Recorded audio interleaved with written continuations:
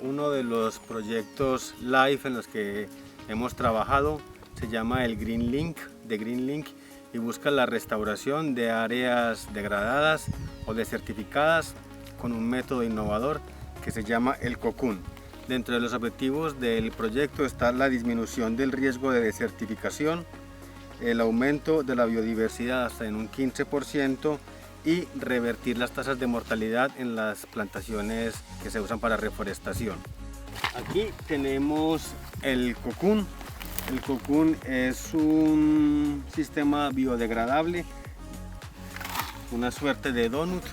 Aquí va el agua y entonces lo primero que se hace es un hueco en el suelo, se pone el Cocoon, se rellena con agua. A través de estas cuerdecillas el agua pasa de este lado aquí donde está la planta. Entonces tú pones el Cocoon, pones el agua, aquí pones suelo y el plantón.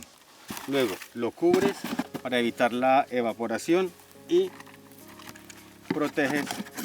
Si es una primera plantación en diciembre de 2016, unas 2 hectáreas con unas 723 plantas entre olivos, pinos, quercus, algarrobos y madroños, y una segunda plantación en marzo de 2017, también 2 hectáreas más o menos con los mismos árboles. Los resultados aquí en Gijuana han sido bastante buenos. El éxito de las plantas sembradas con el Cocoon ha sido de un 61% de supervivencia comparadas con las sembradas sin Cocoon, que solamente han sobrevivido un 43% al cabo de 3 años.